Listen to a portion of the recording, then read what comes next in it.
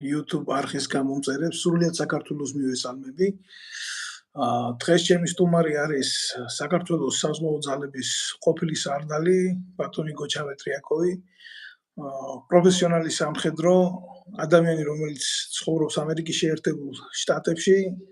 მას ჰქონდა პოლიტიკური დევნილის სტატუსი, სანამ მიიღებდა ამერიკის მოქალაქეობას და კიდევ ერთხელ სამწუხაროდ შევახსენებ ჩემს მაყურებელს სამწუხაროდ მოღალატეობრივმა კოცების მთავრობამ, რომელსაც ბატონი გოჩა აღიარებული ყავდა პოლიტიკური დევნილადაც კი გაუუქმა საქართველოს მოქალაქეობა. დანაშაულებრივად გაუუქმა. ალბათ ეს მომენტი იმ 2.800.000 ემიგრანტს ყველაზე მეტად აინტერესებს და ხვდება გულზე, ამიტომ ასეთი შესავალიც ასე ტრივიალურად მითო გამოვიყვანე. მოგესალმებით ბატონო გოჩა. მოგესალმებით ბატონ დავით, მოგესალმებით. ძალიან მძიმე დღეები არის სრულიად საქართველოსთვის. გავიდა ამდენი წელი და ესეთი იარები სამწუხაროდ ასეთნაირად არ შუშდება. ჩვენი მდგომარეობა არ გაუმჯობესებულა, ჩვენი ქვეყნის უმნიშვნელოვანესი ნაწილი არის ოკუპირებული, ჩვენი ქვეყნის გეოსტრატეგიული მომავალი გაურკვეველია, გადატეხილია ქვეყნის ეკონომიკური ვითარება წელში, საქართველოს მოქალაქეები განიცდიან სერიოზულ სოციალურ უთანასწორობას და მათ არ აქვთ იმედი, რომ მოუწევთ ხანგრძლივად მის სამშობლოში მშვიდი ცხოვრება. ბატონო გოჩა, თქვენ როგორც სამხედრო, მე ალბათ დამეთანხმებით, რომ ქვეყნის წარმატება და სიმშვიდე იწყება მისი უსაფრთხოებიდან. რა შეგიძლიათ თქვენ თქვათ 2008 წლის ომის შესახებ, როდესაც ქართული ოცნება ამდენი წლის მერე იუწყება, რომ ნაციონალური მოძრაობის რეჟიმი უნდა გასამართლდეს, იმიტომ რომ ისინი დამნაშავეები არიან. ხოლო ამ ხნის მანძილზე, ამდენი წელი, უკვე 10 წელზე მეტია გავიდა, ხო? ისინი დუმდნენ. არის თუ არა ეს ქვეყნის უსაფრთხოების კიდევ ერთხელ პოლიტიკური მოტივებით გამოყენების მცდელობა და თამაში საკუთარ უსაფრთხოებასთან? მადლობთ. დიდი მადლობა შეკითხვისთვის. სამწუხაროდ ეს ყველაფერი პოლიტიკური, ასე ვთქვათ, პიარისთვის არის გამოყენებული წინასაარჩევნოდ. ეხლანდელი მთავრობის მიერ. მაგას სხვა არაფერი არ ქვია. 12 წელი გავიდა და ეხლა იძახიან, რომ უნდა გავასამართლოთო. გასასამართლებები არიან, რა თქმა უნდა, მაგრამ ძალიან დიდი დრო დაკარგეს, ან გავიდა. ბევრი ფაქტი არის ან დამივიწყებული, ან განადგურებული და რთულია აღადგინო სურათი რა ხდებოდა, როგორ ხდებოდა. საერთოდ როდესაც იძახიან ბატონო დავით, რომ ჩვენ ნატოში უნდა შევიდეთ და ნატო სტანდარტებზე ყავს უკვე თავდაც სამინისტრო და ესენი რატო არ ვიღებენ და ასე შემდეგ, პირველ რიგში უნდა შევხედოთ, რომ ნატო სტანდარტები არ ეხება მარტო ჯარს და მარტო ქვედანაყოფი როგორ გამოიყურება, როგორ არის ჩაწმული, როგორ არის მომზადებული, არამედ დამოკიდებულია სისტემა როგორ არის შექმნილი. ერთ-ერთი სისტემა, რომელიც მთავარია, რაც უნდა ქონდეს ქვეყანას, ეს არის სამხედრო იურიდიული სისტემა. რას ნიშნავს ეს? სამხედრო იურიდიულ სისტემაში შეიძლება შევიყვანოთ სამხედრო სასამართლო, სამხედრო პროკურატურა, სამხედრო გამოძიება, სამხედრო დაცვა, იმიტომ რომ მაგალითად რამდენად სწორად ინახებოდა, ვთქვათ, ვაზნები, რა ქვია, ან კიდე ისენი, რა ქვია, იარაღი, რამდენად სწორად იყო შენახული ჩახმახი და ასე შემდეგ. ელემენტარული ისეთი საკითხები, რომელსაც ვერანაირი სამოქალაქო მოსამართლე და სამოქალაქო პირი ვერასოდეს ვერ გაერკვევა, ვერც გაიგებს რა არის დანაშაული, ვერც გაიგებს რომ ის თუ მაგალითად შენ დროზე არ გაწმინდე და სწორად არ დადე, ის შეიძლება მერე საბრძოლო ვითარებაში არ გამოდგეს, მაგას სამოქალაქო პირი, რომელსაც არანაირი შეხება არ აქვს, ვერ მიხვდება, სად იყო დანაშაული, სად იყო მაგალითად დაუდევრობა, სად იყო, ასე ვთქვათ, სამსახურეობრივი უფლებამოსილების გადაჭარბება, ელემენტარული საკითხი, როგორ უნდა გაიგოს, მაგალითად, ზემდეგმა გადააჭარბა თავის უფლებამოსილებას, თუ არ გადააჭარბა თავის ქვეშემდევრთან მიმართებაში, ჯარისკაცთან მიმართებაში, ან ოფიცრის, ან გენერლის. ანუ ჩვენ იურისპრუდენცია თლიანად სისტემა სამხედრო არ გაგვაჩნია, განადგურებული არის. და სამოქალაქო მოსამართლეებმა რა უნდა გააკეთონ. პროკურორებმა, რომელიც დღეს გამოიძია ველოსიპედისტი და ეჯახა თქვათ ფეხით მოსიარულეს და რაღაცა დაშავდა და იმას იძიებს და იკვლევს და ჟის და ამავე დროს უნდა გამოიძიოს ტანკისტებმა სწორად იმოქმედეს თუ არა, სწორად ჩაასხეს საწვავი, სწორად შეინახეს, სწორად წაუშვეს, თქვია რაც საწვავსაპოხი მასალები, ასე თქვათ, გამოიყენეს სწორად ან სწორად დატენეს, ლულას სწორად გაწმენდეს, იმას როგორ გაიგებს? 100 წელი ვერ გაიგებს. თუ ის არ შეისწავლა და თუ ის არ გამოსცადა და თუ იქიდან არ გამოდის. ანუ მომავალი სამხედრო იურისტები უნდა გამოვიდნენ ჯარის წიაღიდან. ანუ ყოფილი ჯარისკაცები, ყოფილი ოფიცრები უმაღლესი განათლება მიიღეს, იმათ ემსახურენ ამას და რაღაც შეხება ჰქონიათ. მანდაც ბევრი განხრა იქნება, მაგალითად, საზღვაო მიმართულების სხვა სპეციფიკა, სახმელეთოს სხვა სპეციფიკა, ავიაციაზე აღარ ვამბობ, ეხლა მაგალითად Su-25-ის პილოტის, ან მომსახურე პერსონალის ნაპირზე, მექანიკოსების ისე, როგორ უნდა გაარკვიო იმან, სწორად ავიონიკი იმან სწორად შეასწორა თუ არა, იმას, რაღაცა გაასწორა პროგრამა თუ არა, ან საერთოდ უნდა გაეკეთებინა ის რაღაც მოქმედება თუ არა, დროულად ჩაუტარდა რეგლამენტაცია თუ სარეგლამენტო მუშაობა თუ არა. ბევრი რაღაცები, ნიუანსები, ტექნიკური და რომელსაც მთლიანად ეს სისტემა არის შესაქმნელი, თუნდაც პატარა, მაგრამ შესაქმნელი არის. და ეს ჩვენ არა გვაქვს. შესაბამისად სამხედრო ტრიბუნალიც ვერ გვექნება. იმიტომ რომ ტრიბუნალზე უნდა გავიდეს ეს შეისწავლილი იქნა და დადებული. იქ მარტო ის არ არის, ვიღაცა უნდა დავხვირდოთ, ჩამოვახშოთ თუ რაღაცა ციხეში გაუშვათ. იქ არის შეცდომების გასწორება. იმ ტრიბუნალი არ კვევს, სად იყო შეცდომები, რა შეცდომები მოხდა, რა არის გასასწორებელი და ასე შემდეგ. ბატონო გოჩა, ჩვენ საუბრობთ ამ მნიშვნელოვან თემაზე და პარალელურად უყურებთ ძალიან ბევრ ფაქტს ქართული ოცნების ხელისუფლებაში მოსვლის დღიდან, რომელმაც ფაქტიურად PR კამპანიად გამოიყენა ეს ომის საკითხი. თქვენ გახსოვთ ალბათ ლობიოში გამხდარი პრეზიდენტი როგორ უდგებოდა ამ საკითხს ქართული ოცნების მიერ ლობირებული, სალომე ზურაბიშვილზე მაქვს ლაპარაკი.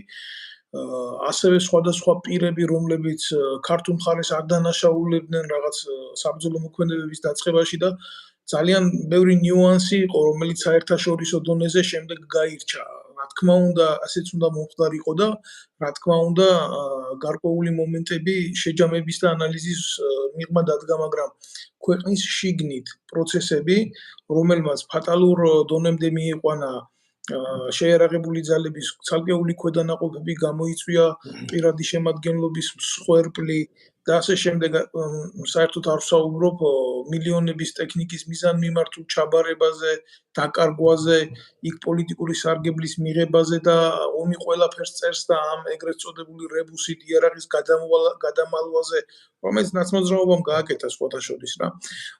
უბრალოდ ყველაზე დიდი მტკივნეული დარტყმა საქართველოს შეიარაღებული ძალებისთვის, მე როგორც მოქმედი ოფიცერი ვიმსახურე და ვნახე ეს ყველაფერი ჩემი თვალით, იყო ის, რომ ეს ადამიანები, რომლებიც სილაჩრეში იყვნენ, ალბათ თქვენ დამეთანხმებით, რომ ჯარისკაცისთვის და ოფიცრისთვის ყველაზე უპატიებელი და მიუღებელი შეცდომა ეს არის სილაჩრე ფრონტის ხაზზე და თუნდაც ზურგში საბრძოლო დავალების შესრულებისას. ქართულმა ოცნებამ ეს ადამიანები ძალიან წარმატებულად დანიშნა ისევ პოლიტხელებად შეიარაღებულ ძალებში, ისევ მისცა მათ ძალაუფლება და ისევ იმ კრიმინალით ამართია სისტემა, რომელმაც შემდეგ გამოიწვია პროცესების გაუარესება და არა გაჯანსაღება. შესაძლებელია ბატონო დავით, მე მაგაში ვერ შეგეკამათებით, იმიტომ რომ შორს ვარ, ობიექტურად ვერ შევაფასებ, სუბიექტური ვიქნები. არა, მესმის მე ეს ყველაფერი, მაგრამ ერთ რამეს ვიტყვი. საერთოდ, როდესაც არის საომარი მოქმედებები, როდესაც იწყება, ასეთი როგორც მოხდა 2008 წელს, ნებისმიერი ადამიანი ეს ფსიქოლოგიური მომენტი არის. ჯარს ესე იგი, მე ხო ვსწავლობდი სასწავლებელში. მე ხა როგორია წყალქვეშანავზე ჩახვიდე მაგალითად და მოგიწევს ისეთ სიღრმეებზე ჩასვლა, რომელიც წარმოუდგენელი რამე რომ მოხდეს, ერთი რაღაცა შეცდომა რომ მოხდეს, იქიდან ცოცხალი ვერავინ არ მოადა.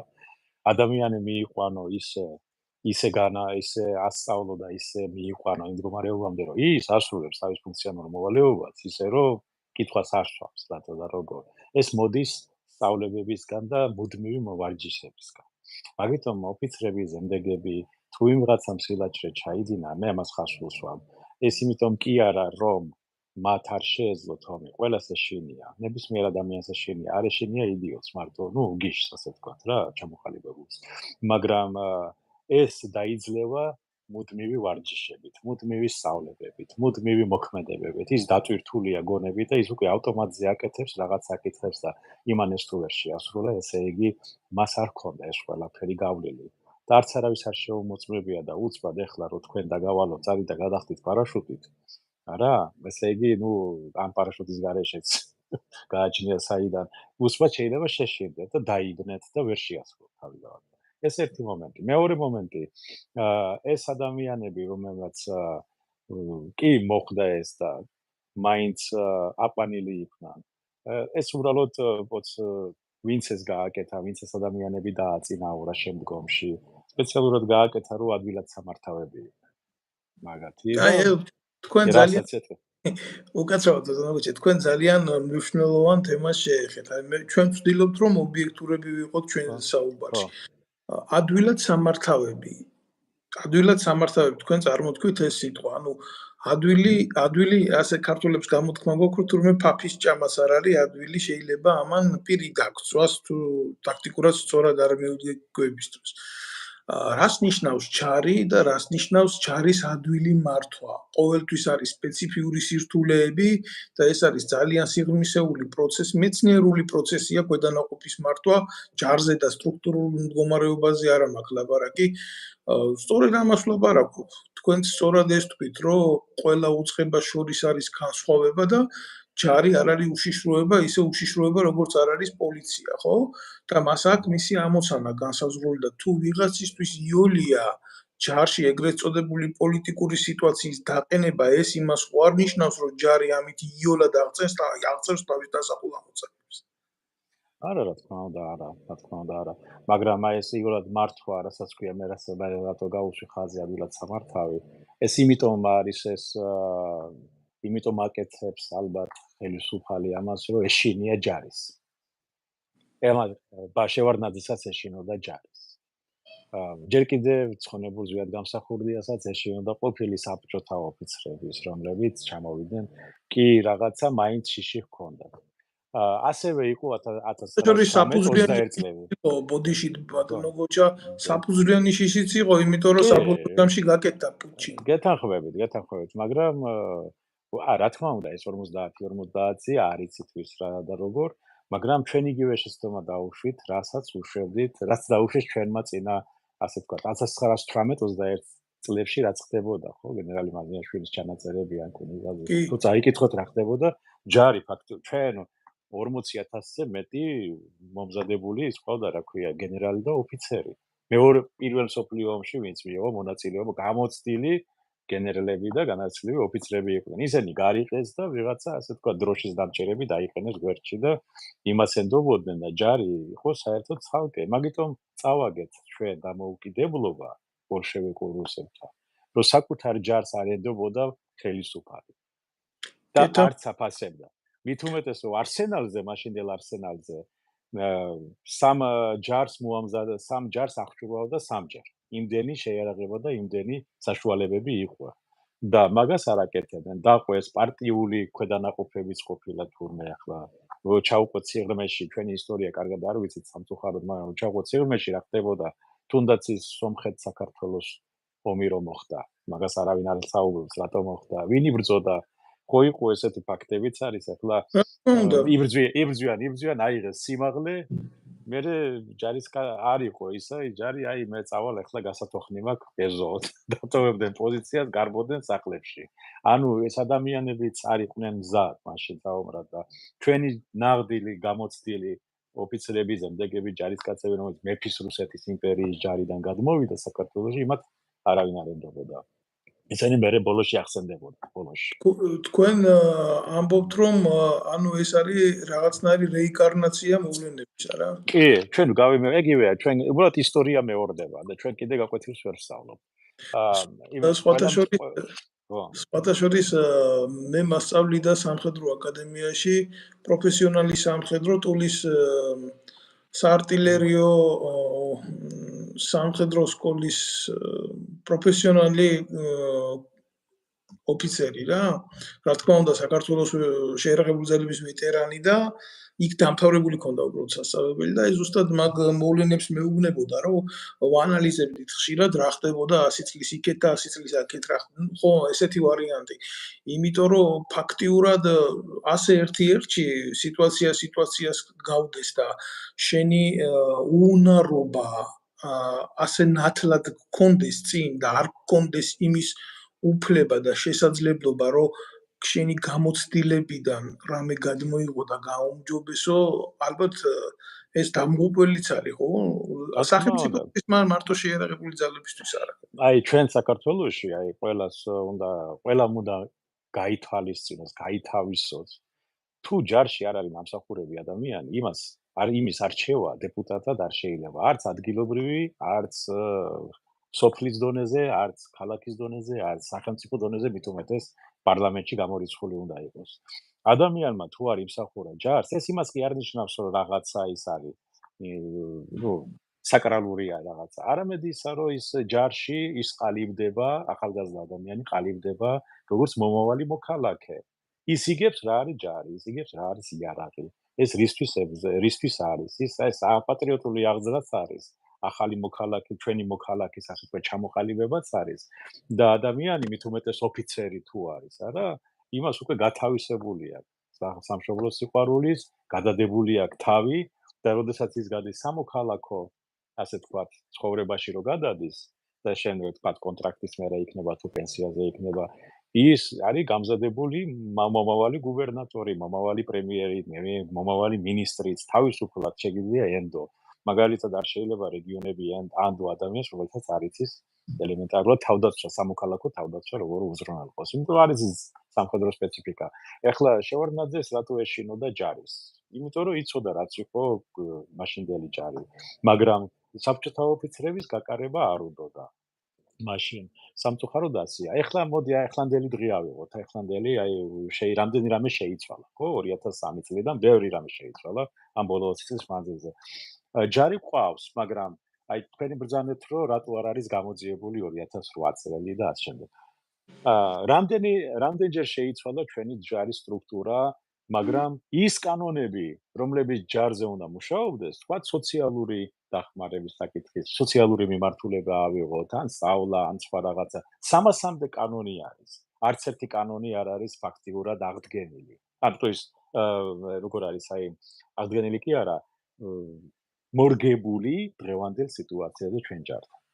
ჩვენ დოქტრინაც კი გვაქვს, საქართველოს სამხედრო დოქტრინა არის, რომელიც ბატონმა გენერალმა ნიკოლაიშვილმა გააკეთა 94-95 წელს. და დღემდე ის დოქტრინა არის და ჩვენ ჯარის სახელმწიფოს სამხედრო დოქტრინა და ჯარი სულ ერთმანეთს არ ემთხვევა. ჩვენ გაცხადებული გვაქვს ერთი და საერთო სტრუქტურა გვაქვს სხვა და კანონები საერთოდ არ გავაჩნია შიგნით რა არის.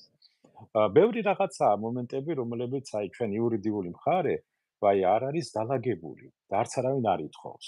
სხვათა შორის ბატონ გურამ ნიკოლაიშვილს ეს გენერალ ლეიტენანტს მას აქვს ეს ბევრჯერ განცხადებული, რომ ეს კანონები არის შესაძლებელი. ეს კანონები არის გადასახვეწი, მაგრამ ოცნების მთავრობას საერთოდ არაფერი გაუკეთებია ამ მიმართულებით 12 წლის მანძილზე. საერთოდ სამხედრო კომიტეტია თუ რა ქვია იმას, თავდაცვისა და უშიშროების კომიტეტი თუ არ ჩნდებია, ახლა არ ვიცი რა ქვია ზუსტად. მათ საერთოდ არ უმუშავიათ ამ მიმართულებაზე. მათი მუშაობა გამოიხატება ვითომ დომის ჯგუფი განიხილონ ფარული ხარჯებით, როგორ დაიხარჯება ფული და всё. მეტი არაფერი მაგათ საქმე არ აქვს. ესე იგი, სოციალური მხარე ოფიცრების არის იგნორირებული. რა მოუვა ის ადამიანები, თქვენ ხართ მანდ, რამდენი ოფიცერია გაყრილი სამსახურიდან პირდაპირ ამ ხუდის მნიშვნელობით, ხო? უამრავი, ათასობით. ბატონო გოჩა, ესენი რით არიან დაზღვეულები? ეს ამ მიმართულებაზე საერთოდ არავის არ უფიქრებს. სხვათა შორის მე უნდა თქვა, რომ გურამ ნიკოლაიშვილი, მე ძალიან კარგად ვიცნობ ბატონ გურამს, ჩვენ მე ვიტყვი რომ ისგან ძალიან ბევრი რამე ვისწავლე, იყო დრო რა თქმა უნდა ამისი, როცა მქონდა მასთან ურთიერთობა და თუმცა მიმაჩნია დღემდე რომ ესეთი პოზიციები ალბათ უფრო რადიკალური მიმართულება იყო საჭირო საქართველოში იმისთვის, რომ რაღაცა შეცვლილიყო რა. მარტო ის რომ საუბრები ტელევიზიით, მარტო ეს არ იყო საკმარისი. სრულიად გეტყვით ამისთვის რა. ალბათ უფრო მეტი ერთობა იყო იმ თქვენი თაობის მხრიდან, ალბათ უფრო მეტი ჩართულობა იყო, ალბათ ძალიან ბევრი თქვენი თაობიდან თქვენ არ გეწყინებათ გარიგებული გახდნენ თავდაცვის სამინისტროს პოლიტიკურ ხელმძღვანელობასთან ეს გამიправე, ის გამიправე, ამაზე ეს თქვა, ამაზე ის არ თქვა. ძალიან ბევრი ქვედა დინებებია იმისთვის, რამაც სიტუაცია არაჯანსაღად წაიყვანა. ჭეშმარიტი გამჭვირვალობის სამოქალაქო კონტროლის პრობლემები იყო. რეალობაში გეტყვით ამას. თუმცა ხანო ბატონი გურამი რო პროფესიონალია და იდეალური ვარიანტი იყო იმისთვის, რომ ეს კაცი ყოფილიყო, არა მარტო ბატონი გურამი, იქ ბევრი ადამიანია, რომელიც მასავით ჯანსაღად მოაზროვნე იყო, მაგრამ სამწუხაროდ როგორც გვჩვევია ჩვენ და როგორც მივედით ჩვენი ეროვნული სიზარმაცით, გონებრივი სიზარმაცით, ჩვენ ხო ჩვენი ნიჭიერი ხალხის გამოყენება არ გვინდა რა, რაღაცა სტანდარტები გვაქვს, რაღაცა სტანდარტებით მივქრივართ, შეუთანხმებლობა, გაურკვევლობა, სახელმწიფოებრივი კურსის არარსებობა და ეს ყველაფერი მიდის მერე ანარქიაში და დაყოფილი უწყებები, უშიშროება, თავდაცვის სამინისტრო, პოლიციის სამმართველოებად ესენი იმის მაგივრად რომ ხალხს ემსახურებოდეს, იბრძვიან ერთმანეთში თანამდებობის გული. ძალიან ბევრი ძირგამომთხრელი რაც ჩვენ გვაყოვნებს და მიგვაქვანებს მოუსავლეთში. გეთანხმებით ბატონ დავით, აქ ერთი მომენტიც არის კიდევ, ეს მარტო გარედან ეხლა ჩვენი საუბარი და ვინც არ უნდა ისაუბროს ბატონი გურამი ისაუბრებდა თუ ბევრი სხვა თადარიგის ოფიცერი თუ გენერალი ჩვენ გვყავს გენერალური შტაბი, ასე ხქვია თუ არ ვცდები, ხო? თუ მთავარი შტაბი ახლა როგორც არის, არა? ეს არის შტაბი, რომელიც უნდა იძლეოდეს ამ დაკვეთას პირველ რიგში.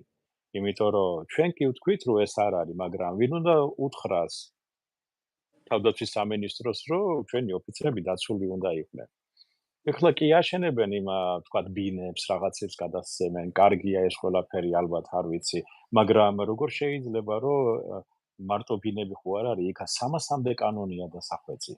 300-ზე მეტი სამხედრო მიმართულებით. რა დიდი ბოდიშით მე უნდა ჩაგერთოთ, იმიტომ რომ ძალიან ბევრი ოფიცერი გვიყურებს მერე და წერენ ამ ყველაფერს. უნდა გავაკეთო ეს კომენტარი აუცილებლად რა. და მომართვაც მქონდა ორგანიზაციის სახელზე ძალიან ბევრი, და რა თქმა სხვაზე რატო გავაკეთო მაგალითები, აგერ ჩემი თავით შემიძლია გითხრათ ეს ყველაფერი. ჩვენ რო დავდებით კონტრაქტი, აი თქვენ სოციალურ მიმართულებას შეეხეთ, იქ იყო გათვალისწინებული თითო ოფიცერზე 45 კვადრატი ბინა ოფიცერთა ქალაქში.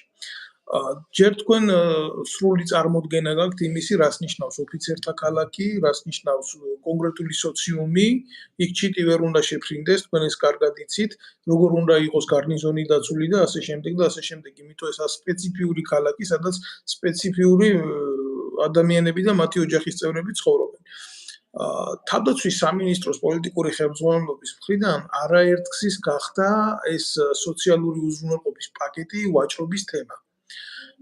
სამწუხაროდ იმისი რომ აი ეს ოფიცრები როდესაც უკვე მიდიოდნენ ფინალამდე რომ დაესრულებიათ კონტრაქტი, აი იყო ესეთი მიმართულება რომ ისინი გაეგდოთ სამსახურიდან რომ სახელმწიფო არ ყოფილიყო ვალდებული მათთვის მიეცათ ბინა. დაწინაურებული კლასის წარმომადგენლები თავდაცვის სამინისტროში ღებულობდნენ 2-3 ბინას, შემდეგ ყიდიდნენ, ანცვლიდნენ მანქანებში და ეს გარნიზონი ოფიცერთა საცხოვრებელი ადგილი გაივსო ეგრეთ წოდებულ საროსკიპუებად. ეს დიდი სინანულით უნდა აღნიშნო, მათ შორის უცხო ქვეყნის მოქალაქეები, როგორ შეიძლება სამხედრო ტერიტორიაზე, ის არის იგივე სამხედრო ტერიტორია. და იცავს მას სამხედრო პირები, რომ არ მოხდეს ტერიტორიაზე საშუის გარეშე დაშვება. აი ესეთი მოხდა. მე არა ვარ წინააღმდეგი, რომ მიცვალებულის მშობლებს და ოჯახის წევრებს ბინები გადაეცეს, ამაზე კარგი საქციელი რა არის, მაგრამ ეს ხდებოდა დაპირისპირების საგანი გარდაცვლილთა ოჯახებს შორისაც. ძალიან ცუდ კატალიზატორს თამაშობდა სახელმწიფო, იმიტომ რომ რეალურად არ არსებობდა კანონი და არ იყო განსაზღვრული ეს ყველა ხელისუფალი თავს უფლებას აძლევდა ამ კუთხით დავხედობის. ეს ასე იყო, მართალია გეთანხმებით ბატონო უნდა დავით, ესე აღმეჩნდა მაგრამ კი, ძალიან დიდი მადლობა. ეს ასე იყო, ეს არის უბრალოდ კორუფციის ბრალი, მეტი არაფერი, ბანალური კორუფცია. კორუფცია რა, მეკთამეობა, ასე დავარქვათ ამას. ასე იყო თავიდან მოყებული, ასე იყო საბჭოთა კავშირის დროსაც საქართველოში პრესტიჟული ადგილი ითვლებოდა და ყველა ცდილობდა თბილისში მიიღო ბინები და ასე შემდეგ და მაგ იყო ათასობით ბინა გაყიდული იყო სხვა მხარეს.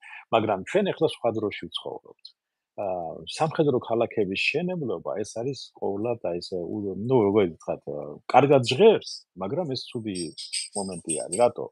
ჩვენ პატარა ქვეყანა ვართ და ოფიცერი საცხოვრობს, რომელი ქვედანაყოფის სად, ის არსად არავისთვის არ უნდა იყოს ცნობილი. შესაბამისად, ჯობია, რომ სახელმწიფო დაეხმაროს ოფიცერს, მიიღოს, თქვათ, იმდენი თანხა, რომ მან შეძლოს ბინა იყიდოს. შეისყიდოს სამსახურის დასრულების შემდეგ. აი მაგალითად, მას უკავდება ხელფასიდან რაღაც დონე, ან თვითონ უმატებს რაღაც ფულს, უდებს ცალკე ანგარიშზე, კონტრაქტი რო დასრულდება, აჰა შენ ფული გინ ბინა იყიდა, გინ სახლი აიშენე და გინ კოსმოსში გაფრინდი. რაც შენი როგორც გადაწყვეტა ვიცე. ხო და შესაბამისად არ უნდა იყოს, იმიტომ რომ აი წარმოიდგინე ბატონო დავით, დაიწყო სამომარი მოქმედებები. და პირველი რაც გააკეთეს, მე ახლა ვიცი ტაქტიკა როგორ მუშაობენ. როგორც კიდე იციან, სადაც არის სამხედრო მოსამსახურეების ოჯახები, ეს არის პირველი სამიზნე. რათა დემორალიზაციისთვის ყველაზე იდეალური კი, და წარმოიდგინეთ, რომ ეს არ შეიძლება, ყოველდღე დაუშვებელი არის. ახლა ჩვენ მდგომარეობაში რუსეთმა შეიძლება თავს მისცეს უფლება უკრაინას, რომ იმა ტერიტორია აქვს იმხელა, რომ შეუძლია გადამალონ სადმე, მაგრამ ესე არ არის, ვთქვათ, ამ ჩვენ შემთხვევაში. შესაბამისად, ჯობია, რომ ისევ ფინანსურად ის ფული, რაც არის გამოყოფილი სახლების შენებლობაზე, გადადონ და ოფიცრებმა თვითონ გადაწყვიტონ დაჩას აიშენებენ, სახლს აიშენებენ, ბინას იყიდიან თუ იპოთეკურს ეს გააფორმებენ თუ რაც უნდა ის გააკეთონ. მაგიტომაც ეს უკვე სახელმწიფომ უნდა გააკეთოს თავკე, ეს შესაძლებელი უნდა იყოს. და ეს კორუფციის საგანიც აღარასოდეს იქნება, იმიტომ რომ ეს იქნება ყოველთვის კონტროლირებადი. და ეს მაგას უნდა კანონები არეგულირებდეს, მაგას უნდა არეგულირებდეს პროგრესულად მოაზროვნე თავდაცვის სამინისტრო, ვისაც ესმის სპეციფიკა სამხედრო უსაფრთხოების საერთოდ. და თუ არ ესმის ახლა, იმათ ახლა როგორც არ უნდა უტრიალოთ, ეს არაფერი არ გამოვა.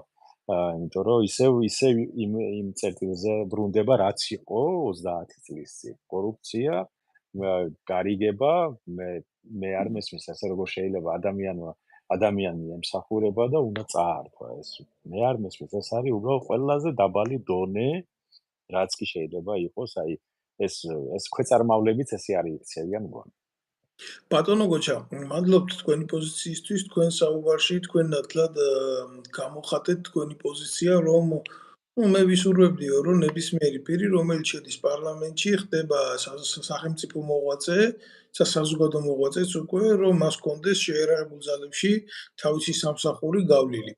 ახლა თქვენ ასეთ პოზიციაში მე ვიცი, რომ დიდად არ გადარდებთ ეს, მაგრამ არ დაგეთანხმებიან მთელი რიგი პერსონები, კლასტერები, რომლებიც თუნდაც დღეს პარლამენტში იმყოფებიან, აი მაგალითად ქართული ოცნების მიერ სრულიად რეაბილიტირებული და გადმობირებული კონსტრუქციული ოპოზიცია გირჩი არ დაგეთანხმებათ მაგალითად ეს ვითომ პროევროპული და პროამერიკული მიმართულების ადამიანები, იმიტომ ჩვენი ნება არის ვინ წავა ჯარში და იმსახურებს და ვინ არა. აი ესეთი ადამიანები, რომლებიც მე ვიტყვი, რომ ყველაზე დიდ სიყალბეს თესავენ თავის იდეაში, უბრალოდ ამ ხალხს იდეა არ გააჩნია და ესენი თამაშობენ რაღაცა ნიშით. აი ესეთი ადამიანები თქვენ არ დაგეთანხმებიან. რას ეტყოდით იმ ადამიანებს, ვინც ამ პოზიციის ბურუში არიან? მე ვეტყოდი, რომ ჯერ უნდა ასე ვთქვათ, გავიდნენ გარეთ, ჩაიტარონ მედიტაცია, გავიდნენ და გარედან შეხედონ ჩვენ ქვეყანას. სად ცხოვრობთ, სად ვართ, ვინ არის ჩვენ გარშემო. და რამე რომ მოხდეს, შენი ოჯახი როგორ უნდა დაიცვა. შენი ოჯახი, შენ ხარ შენ სოფელში, შენ სახლში და შემოვიდა მტერი. არ იცი, კავშირი არ არის, ტელევიზია არ მუშაობს, ინფორმაცია არ აქვს. ამ შემთხვევაში რას აკეთებ? ეს ხო უნდა იცოდე. და ეგ სად უნდა ისწავლო? თუ ჯარი არ გაიარე, სადაც ისწავლი, როგორ უნდა გადაირჩინო თავი, როგორ უნდა გააკეთოს სანგრები, როგორ უნდა შეექმნა, საიდან როგორ დაუკავშირდეს. ეს მთელი სისტემაა შესაქმნელი, ბატონო დავით. ეს არ არის მარტო რომ აი ყველა ჯარში, ეგრე არ არის. მაგალითად აი გეტყვით როგორ არის საჭირო. აი მე ჩემი აზრით აი მომავალოდ საქართველოში, ვინც მე მისმენს და ვისაც შეუძლია ეს გაიაზროს. ესე უნდა გააკეთოს, რომ დაგეგმოს, აი მაგალითად დღეს არის 2024 წელი. აი 2030 წლიდან ყველა მანდილოსანიც და მამაკაციც უნდა წავიდეს ჯარში, როცა გახდება 18 წლის. 2 წლიანი, 3 წლიანი კონტრაქტი, ზოგს ალტერნატივა, ყველა აბსოლუტურად ყველა უკლებლივ. და მანამდე ეს 6-7 წელი ეს ყველაფერი საკანონმდებლო დონეზე უნდა იყოს მომზადებული. ქალბატონები სად იმსახურებენ, როგორ იმსახურებენ, რა იარაღით უნდა მსახურობენ. და მერე ვინც ჯარს ამთავრებს, არა, მათ ასევე უნდა ჰქონდეთ იარაღის ტარების და შენახვის უფლება საკუთარ სახლებში. რომ რამე რომ მოხდეს, ისინი ხდებიან უკვე აქტიური რეზერვი ადგილობრივი თავდაცვისთვის. ანუ თქვენ ისრაელის მოდელზე აკეთებთ აქცენტს, როგორც აბსოლუტურად. იმიტომ რომ ჩვენ პატარა ერი ვართ. რაც არ უნდა 3 მილიონი რა არის. და ჩვენ მნიშვნელოვანი ადგილი გვიკავია. ჩვენ დიდარი ქვეყანა ვართ, ბატონო დავით. ბევრი კიდე ვერ აზროვნებს რა ხდება მსოფლიოში. მე გეტყვი აგერ ტეხასში ვარ. მე ყველაზე დიდი პრობლემა რა მაქვს. აი ეს წყლის პრობლემა არის. დასალევი წყლის პრობლემა. 26,000 მდინარე გვაქვს ჩვენ. მტკნარი წყალი. ჩვენი მტკნარი წყალი არის ყველაზე დიდი სიმდიდრე, რაც საქართველოს გააჩნია. ჩვენი ბუნება, ჩვენი ადგილმდებარეობა მით უმეტეს ეგ ეხლა არის ამოცემულებაში, მაგრამ ჩვენ ეს სიმდიდრე უნდა დავიცვათ. წყალი არ არის ირანში. ელემენტარულად ირანში არ არის წყალი, ბატონო. დასალევი წყალი რომ მიხვიდე, ტბები არ არის, არაფერი არ არის.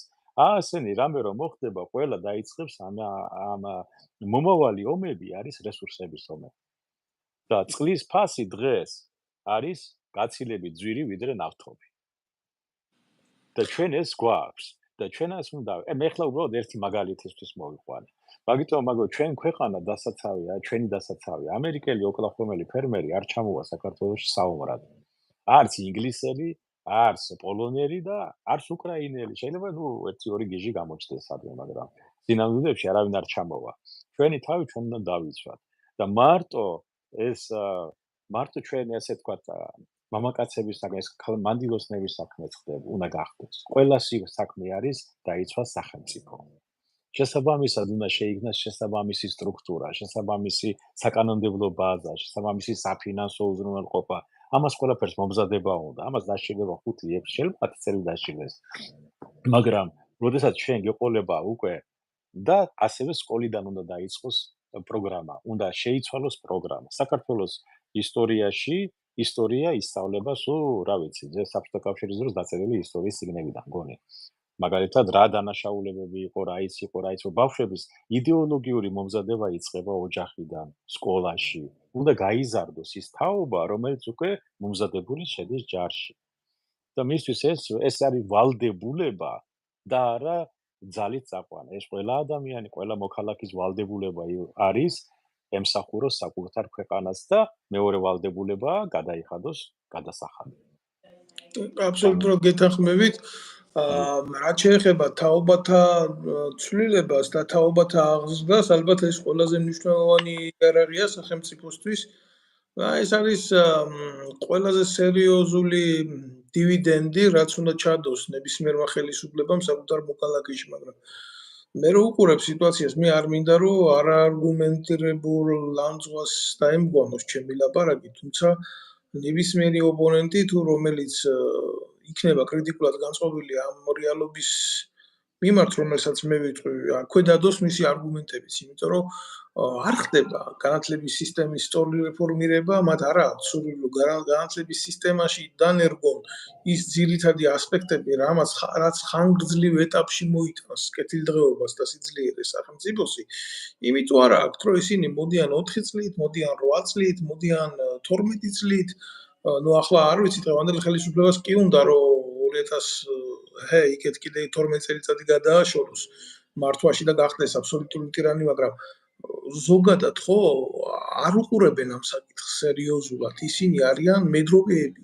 სამწუხაროა ამის თქმა, მაგრამ ეს არის ფაქტი და ახალგაზრდები, რომლებიც მათ ჭიდილში, ანუ მათ ხელისუფლებაში ყოფნის დროს გამოიზარდნენ, ხო? ისინი დარჩნენ მოკლებული სულიერ საკვებს და იდეოლოგიურ საკვებს. კი, აბსოლუტურად გეთანხმები მე თქვენ ამას. და ჩვენი რეალობა, ქართველი კაცის რეალობა შეეჯახა აი როგორ რაღაცებს, იცი, აი თუნდაც შეხედეთ ოლიმპიადას, ხო? დღეს გენო პეტრიაშვილი გახდა ოლიმპიური ჩემპიონი და მინდა მიულოცო სრულიად საქართველოს, მაგრამ ორი შემთხვევა იყო, როდესაც ორი ქართველი ერთმანეთს დაეჯახა ტატამზე სხვადასხვა სახელმწიფო სახელით. ეს ჩვენი ერის ტრაგედიაა. ეს არის ხელდაჭრილი საზოგადოების ნათელი მაგალითი თუ როგორ წავაგეთ ჩვენ ომი ჩვენ მდგომარეობასთან და ჩვენ თაობებთან. ამას რატო არავინ არ უყურებს? მე არ ვიცი. გეთანხმებით ესე არის. ჩვენ პირველ რიგში ეს არის იდეოლოგია.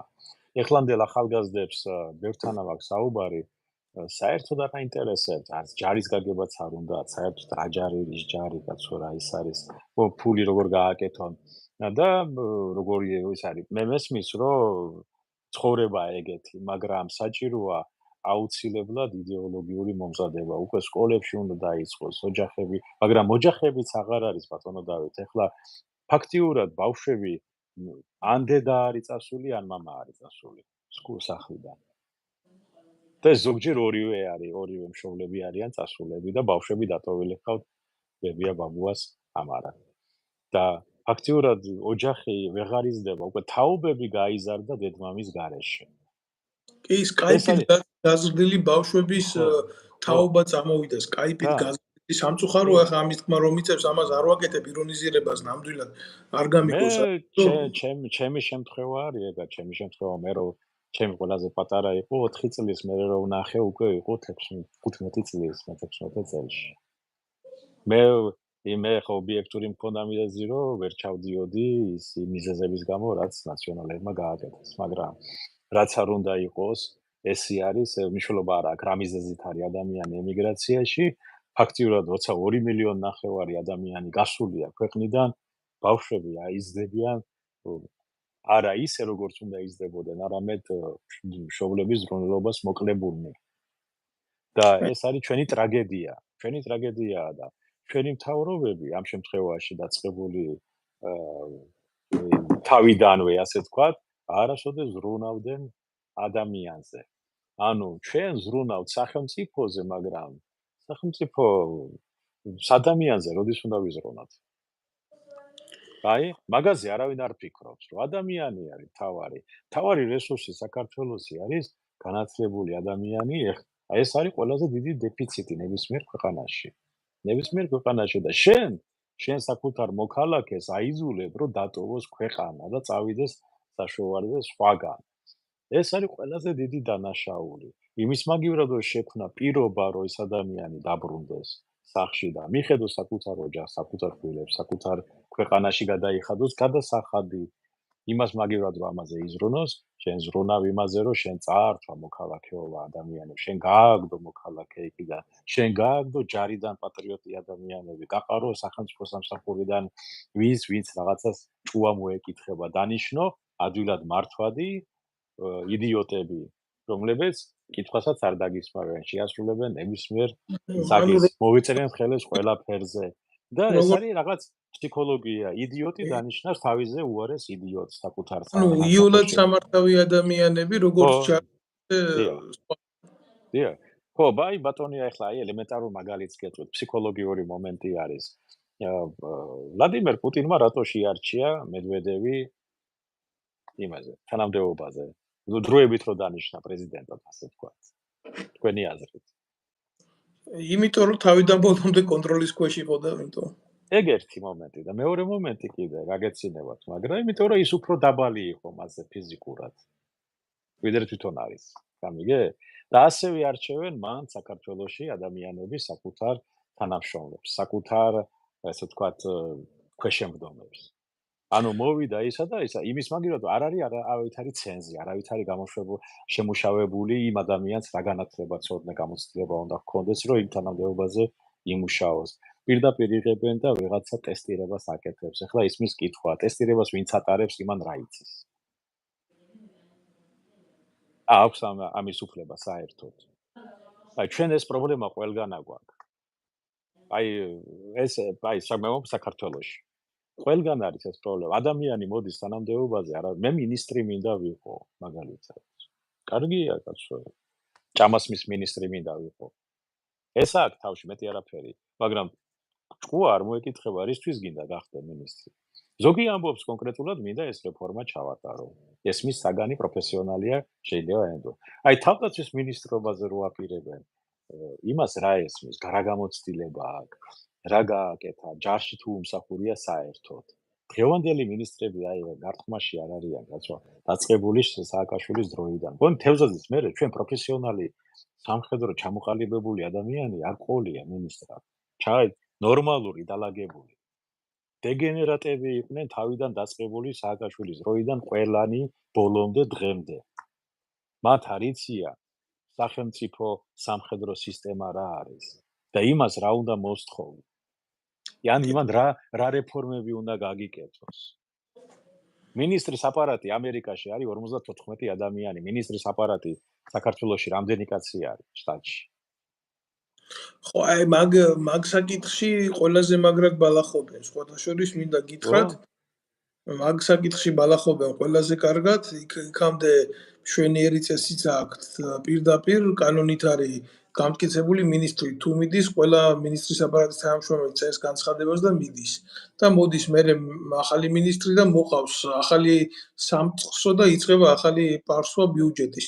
და თქვენ რო ნახოთ და ჩახედოთ რა კატეგორია მოდის, ახლა მე ზუსტად ვიცი, არ მინდა პერსონიფიცირება, მაგრამ და მერე იწყება ეს უცხოური ვიზიტები, მერე ვისაც გაუშვებენ, ვისაც გამოუშვებენ, რა უნდა გააკეთონ, ჯერ მართლა პარტიების ოფისიდან გამოსულმა ეგრეთ წოდებული ლიდერის შვილებმა, რომლებიც თავდაცვის სამინისტროს თქვა სტრატეგიული კომუნიკაციების დეპარტამენტში, ლოგისტიკის დეპარტამენტში, საერთაშორისო ურთიერთობათა დეპარტამენტში სხვადასხვა ისინი ზოგი ხალბიუწებები აქვს შექმნილი, მიიყვანეს და დასვეს იქ, იმიტომ რომ იქ კარგი ხელფასია. აი ამ მოტივით რა, ადამიანებს არანაირი განათლება და კომპეტენცია ემსახურონ თავის საქმეს. და საერთო ჯამში შეკრას ის სპირალი სახელმწიფოებრივი, რომელიც იდეალიზირებულს ყოფს სინქრონს. ხო? ფორმულა ხო არ არსებობს, ყველა სახელმწიფოში არსებობს რაღაცა იდეოლოგია, რაღაცა მიმართულება, არსებობს წლობითი გამოცდილება აღმშენებლობისა და წინსვლის და ამას ემსახურება მთელი სახელმწიფო. რა ვიცი, ესეთ რაღაცას არ ცნობენ. აი ყველანაირი ფიზიკური და ქიმიური კანონების წინააღმდეგ მავალი ერი ვართ. აი არავის არ ეწყინოს მანა ასია. მე აი ეხლა ჩვენი მდგომარეობა, მით უმეტეს რომ როდესაც ჩვენ გარშემო აი როგორი ომი მიდის რუსეთში, როგორ ვითარდება, მე მგონი რუსეთ-უკრაინის ომზე, ხო, როგორ მიდის. რა ხდება ახლო აღმოსავლეთში, რა ხდება ეხლა ჩვენ არ ვიცით სომხეთ-აზერბაიჯანში როდის ატყდება ისე ომი. ჩვენ არ ვიცით, ეს ნებისმიერ შემთხვევაში შეიძლება გათამაშებული იყოს. ჩვენ პრობლემა საქართველოს იმასია და საერთოდ კავკასიის რესპუბლიკების ამ სამივე ჩვენი რესპუბლიკების, ჩვენი ქვეყნებისა. ჩვენ თვითონ ვერ ვაკონტროლებთ ჩვენ გარშემო არსებულ ვითარებას და ჩვენ ქვეყანაში არსებულ ვითარებას. და ანუ მე მგონი შიგნით. შესაბამისად, ვინ რას დაგეგმავს და ვინ რა ინტერესებს ადარებს, ჩვენ არ ვიცით. ასეთ შემთხვევაში ჩვენ არ აქვს მორალური უფლება, რომ ისეთი თავრობები ყავდეს და ისეთი გეგონება ვიყოთ შუაგულ სადღაცას ოკეანეში, რომელიღაც კუნძულზე და რო არავინ არ გვაწუხებს, ასე ვთქვათ. ზვიგენების გარდა, ან ვეშაპის გარდა, ან რაღაც გარდა და სხვა პრობლემა არ გაგვაჩნია და შეგვიძლია მწყემსიც ყავდეს იქ დირექტორად და ისლანდია ავიღოთ ახლა. ჩვენი მაგალითია, ხან მასწავლებელია დირექტორი და ხან ვინ. შეუძლიათ ეს, იმიტომ რომ ის სხვა გარემოა, სხვა გეოპოლიტიკური სიტუაცია. ჩვენ ვართ ეპიცენტრში. შესაბამისად, ჩვენ არ შეგვიძლია მივცეთ თავს უფლება იდიოტები დავნიშნოთ ხელისუფლებაში, მოვიყვანოთ ხელისუფლებაში. იდიოტები ხويა, ახლა ყველაზე რბილი სიტყვა, რომელიც შემიძლია ვიხმარო ასეთი ადამიანების მიმართ. არ შეიძლება მათი არჩევა, არ შეიძლება მათი მოყვანა მათ ხელისუფლებაში, მით უმეტეს აღმასრულებელ ხელისუფლებაში მოიყვანო ისეთი ადამიანები, რომლებიც არიან ხელის ბიჭები, ვიღაცის მიმტანები და ტუფლების წმენდავები, ვიღაცა მდიდარი ადამიანის. არ შეიძლება მაგ ადამიანებს მან გაჩერება, რომ დაიწყოს, ეგენი იქნებიან პირველები, ვინც გაყიდიან ქვეყანას. პირველები იქნებიან. და შესაბამისად მაგ ადამიანებთან როგორ შეიძლება რაღაცა როგორ შეიძლება ანდო შენი ოჯახის უსაფრთხოება, შენი თავის უსაფრთხოება. ხო? აქედან დაწყებული და შენი ოჯახის კეთილდღეობაც. და როდესაც თქვათ ამბობ, ეხლა რომ რამე მოხდეს, ღმერთმა დაიფაროს. რამე რომ მოხდეს, საქართველოს როგორ არის დაცული? ფაქტიურად დაუცველი არის საქართველოს. იმიტომ რომ ვინც კი მე პირადად ვინც ვიცნობი რაღაც გამოცდილი ოფიცერი იყო თუ მეთაური იყო თუ ზემდეგი იყო, ყველა ზოგი მძღოლად მუშაობს ევროპაში, ზოგი აქეთ არის წამოსული, ზოგი იქით არის გადასული, ზოგი სად. მე არ ვიცი ვინ დარჩა კიდე მან, ვისაც შეუძლია იარაღი აიღოს და რაღაცის ორგანიზება გააკეთოს ადგილს. ანუ ჩვენ პრობლემა გვაქვს სერიოზული კადრების. მეორე, რას ვაკეთებთ ჩვენ? რა თავდაცვის ზღუდეები გვაქვს მომზადებული? ვინ არის იქ? სამოქალაქო თავდაცვის მიმართულებით რა ხდება? რამდენად არის ჩართული თქვათ იგივე ვეტერანთა დეპარტამენტი, რომელიც ჩვენი რეზერვის ოფიცრები ან ზემდეგები რამდენად არიან ჩართულები ამ სამოქალაქო თავდაცვის საკითხებში? ბევრი ისეთი მიმართულებაა ბატონ დავით, რომელსაც ჩვენ ალბათ ერთი წელი შეგვიძლია ვისაუბროთ ყველა მიმართულებაზე, იმდენი არის დასარჩევი. და მან შედან ადამიანები, რომელსაც ამაზე არც ფიქრობენ, არც არასოდეს უფიქრიათ, წარმოდგენაც არა. და ეხლა რო ელაპარაკო, იმისთვის ეს არის ჩინური ანბანი. ანბანიც არ არის იეროგლიფები, რომელსაც ვერასოდეს ვერ გაიგებს. და ჩვენი მდგომარეობა, დღევანდელი მდგომარეობა არის, როგორ გითხრათ რა, კატასტროფასთან მისული უკვე, ზღვარზე მისული. და ამ შემთხვევაში ჩვენ ვარ ძალიან მოწყვლად მდგომარეობაში. ყველამ თვალი და ყური უნდა გაახილოს უკვე. დროა. ბატონო გოჩა, იდიოტების ხელისუფლებაში მოყვანასთან დაკავშირებით გამახსენდა გენერალ დე გოლს საოცრად ძლიერ მმართველს და ისტორიულ პერსონას აეკუთვნის ესეთი სიტყვები, რომ როგორ შეიძლება სულელები და ბრიყვები ხელისუფლებაში მოიყვანონ, ისინი ხო რესპუბლიკას მათ დონეზე დაიყვანენ. გენიალური ნათქვამია. ასევე ნათქვამია, კარგად, ვაჭრის აშენებული ქვეყანა არავის უნახია მსოფლიოში. კი, იმიტომ რომ ყველა ვაჭარი სამშობლოს იქ უყურებს, სადაც მოგებას იპოვის და სამშობლო დაღირსება ცოტა მაღალი მატერიებია. რა თქმა უნდა, მაგიტომ ჩვენ უნდა მივყვეთ იმას, რომ მეპურემ პური უნდა აცხოს. ამერიკაში თქვენ გინახიათ, ერთადერთი დონალდ ტრამპმა შეძლო, იმიტომ რომ მისი ლიდერის თვისებებია, ქარიზმატული ლიდერია, შეძლო დიდარმა ადამიანმა დაეკავა თეთრი სახლი. დანარჩენი არასოდეს ამერიკელი არ აირჩევს დიდარ ადამიანს თეთრ სახლში. თქვენ თუ შეხედავთ პრეზიდენტები, დავიღოთ მეორე მსოფლიო ომის მერე, ვინც იყვნენ. ყველანი იყვნენ ომგამოვლილი ოფიცრები. ყველა გინდა ნიქსონი ავიღოთ, გინდა კენედი ავიღოთ, როლანდ რეიგენი, ყველა ჯარის ოფიცრები იყვნენ. ყველა მსახურობდა, ლინდენ ჯონსონი. რაზე არის ლინდენ ჯონსონი რომ საერთოდ პოკერს თამაშობდაო და იმას რაღაცებს იმას ჯარში რა, ფულზე და იმაზე კორეაში როცა იღია. მაგრამ წარმოვიდგინეთ თქვენ რომ ყველა აბსოლუტურად ყველას ქონდა ნამსახურები ჯარში.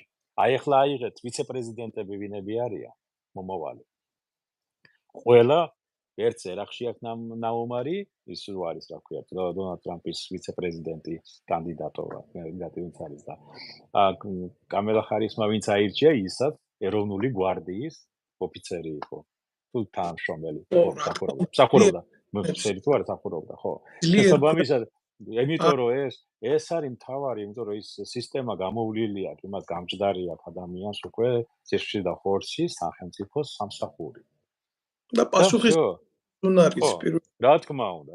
შესაბამისად ის ადამიანი უნდა ასეთი ადამიანი უნდა იყოს არჩეული, როგორც ადგილობრივ ხელისუფლებაში, ისევე საპარლამენტო და ისევე იმაში და ეხლა მე არ ვიცი გირჩია თუ კვახი არის იქ ვინც არის არც არ უნდა იყოს არა ეს ადამიანები ჯერ წავიდნენ სამშობლოს სიყვარული დაამტკიცონ ემსახურონ სახელმწიფოს და მერე ილაპარაკონ წარმატებას მე ან ისევ გირჩთან მიმართებაში ეს უბრალოდ თორემ მე მაგათ არ განვიხილავ რაღაცა ძალად რომელზეც შეიძლება ნებისმიერ მომენტში აქცენტი გაკეთდეს. ერთადერთი ძალის ხარისხი თუ შეიძლება ამ დიალოგში მაგათ მიეცეთ, ეს არიან მანიპულირებული ძალა ხელისუფლების მიერ დესტრუქტანტები და წერტილი, რომელსაც ხელისუფლება იყენებს საკუთარი ემოციების, უпростоრად საკუთარი განწყობების შესაქმნელად და ეს ძალიან ცუდი თამაშია საკუთარ საზოგადოებაში, როდესაც შენ ასე რობოტ ტექნიკით მართავ პოლიტიკურ პროცესებს და იწვევ საზოგადოების გონების დაჩლუნგებას. ეს არის ღალატი და ამას ჭირდება ზუსტად პატრიოტიზმი იმ უშიშროების სამსახურებში, იმ საპოლიციო სამსახურებში, იმ საზოგადოებაში, იმ მეცნიერულ სფეროებში, რომ ზუსტად ეს არ განახორციელოს ნებისმიერმა ხელისუფლებამ რობოტექნიკა, ანუ რობოტული გონებით მიდგომა პროცესებამდე, სასიცოცხლო პროცესზე. ეს არ არის რაღაცა თამაში, ეს არის ეგზისტენციალური გამოწვევები ჩვენი საზოგადოებისთვის, იმიტომ რომ წლების მანძილზე საზოგადოებაში როგორც ჩვენი საუბრის დროს აღვნიშნეთ, არ მომხდარა თაობათა ღირებულებების ჩანერგვა, არ მომხდარა იდეოლოგიურად მათი სწორი წარმართვა და გაზრდილი ადამიანების სხვადასხვა ცნობიერების ხელისუფლების შორის, ხო, რადიკალურად დაკარგულები არიან საკუთარ სამშობლოში. სამწუხაროდ ამის თქმა მიწევს, მაგრამ მარტო სამშობლოს სიყვარული, რომ შენ ქვეყანა გიყვარს, შენ ქართველი ხარ და აქ დაიბადე, იმისთვის არ არის საჭირო, რომ შენი ერი წინ წაიღო. შენი ერის პასუხისმგებლობა ზუსტად იმაში მდგომარეობს, რომ შენი წილი ტვირთი იტვირთო და ბოლომდე გაიტანო ეს მიუხედავად წინაღობისა. აი რატო ლაპარაკობთ ახლა ბატონი გოჩა იმაზე, რომ კარგია თუ სამხედრო მოვა ხელისუფლებაში ყოფილი ან ამყოფი იქ ნამსახურები, იმიტომ რომ იმან იცის როგორ უნდა გაიტანოს მისი თავი, რა არის მისი წილი პასუხისმგებლობა, როგორ უნდა გაიყვანოს მან მისი მეგობარი და რა მისია, რა არის მისი ვალი ფორს-მაჟორულ სიტუაციაში. გამომდინარე აქედან, როგორც ოჯახთა ერთიანობა ქმნის გარკვეულ სოციუმს, ისე გარკვეული სოციუმი მაღალი პასუხისმგებლობით ქმნის ძლიერ და განვითარებულ სახელმწიფოს და როდესაც ეს განვითარებული სინქრონი და სპირალი არ არის, მაშინ არის ბრბო, მაშინ არის ტომობრივი ცნობიერება და ამ ტომობრივ ცნობიერებას მართავენ უბრალოდ როგორც სხეულებს. მაგრამ მიჭირს ამის ლაპარაკი, მაგრამ წლების მანძილზე ამას უყურებთ და მტკივა რა, ყველაფერი რომ მტკივა თულია. მართალი ვზანდებით დავით სამწუხაროდ ჩვენ დავკარგეთ აი დაკარგულია 20 წელი ფაქტიურად 20 წელია დაკარგული ის რაც იყო ჩადებული ის არაფერი არ შესრულდა ბოლომდე რაღაცა დონემდე მივიდა და მერე გაიყინა თითქოს აი ჰაერშია გაყინული აი მაგალითად ბელორუსიაში თუ ჩახვალთ იქ ნახავთ რომ ის გაყინულია 99 წელს იქ სადღაცა საბჭოთა კავშირი რო იყო რაღაცა დონეზე მისული და იმის იქით რო არ მიდის, მაგრამ ისაც არ არის დანგრეული ჯერ კიდე. აი ეს ამ დონეზე არის ახლა ფაქტიურად საქართველოში სისტემა, სამხედრო სისტემა გაყინული. თქვენ აღნიშნეთ აი საქართველოს ბედი დღევანდელ გეოპოლიტიკურ პროცესებში, როდესაც სომხეთის გამოწვევა იქ არის, რეალური გამოწვევა არის სომხეთის, იმიტომ ნებისმიერ დროს შეიძლება გახდეს პროცესები უმართავი და ეგზალტირებულმა მასამ გადაწყვიტოს იქ ბრუტალურად ყველაფერი მათი ცნობიერების მიხედვით ეს არა გასაკვირი. არ ვამბობ ამას ირონიულ ვარიანტში, უბრალოდ ლაპარაკობ იქ ხელოვნური იყო, ბევრი პროცესი ეს ძალიან ჩანდა. რეგიონს თუ შევხედავთ რა, იქ თურქეთის იმპერიალისტური ზრახვები და თურქეთის სამხედრო პოტენციალის გასათვალისწინებელია, რომელიც ისრაელს უქნევს იქეთ დიდ არავის არ უყურებს იმას აქ მისი შეერაღებული ძალები და ფიქრობს, რომ იმას ამის ამბიცია აქვს.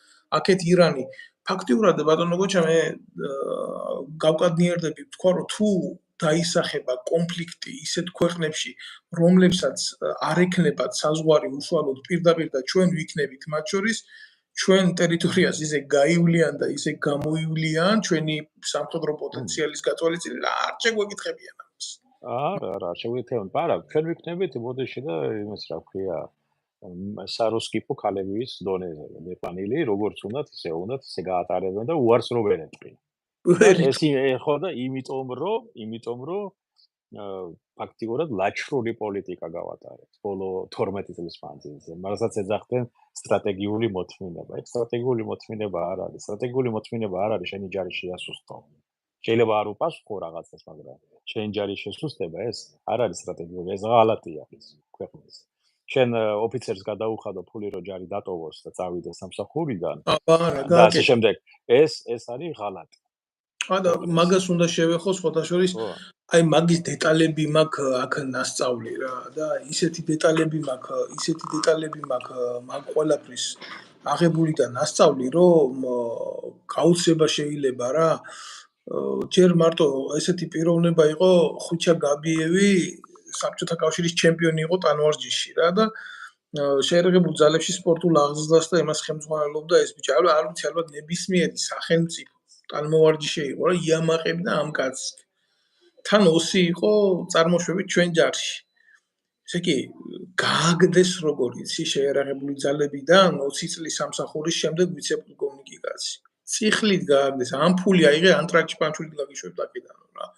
ამას ეუბნებავს ვინ? სხვათა შორის ამერიკის შეერთებულ შტატებში სწავლება გავლილი ოფიცრები, რომლებიც მთელი თავისი ცხოვრება გვაყვედრიან თავის თავს ეს ჯანჯღავები ისინი რომ აი იმათმა რაღაცა იციან და ნახეს და ჩვენ არასდროს არაფერი არ ვიყავით. აი რატო გაჩნდა კიდე ამერიკული მიმართულების მიმართ გარკვეული პროტესტი? რატო გაჩნდა? იმიტომ რომ რეალობაში აი ესეთმა ადამიანებმა ძალიან მოაბეზრეს საზოგადოებასთან.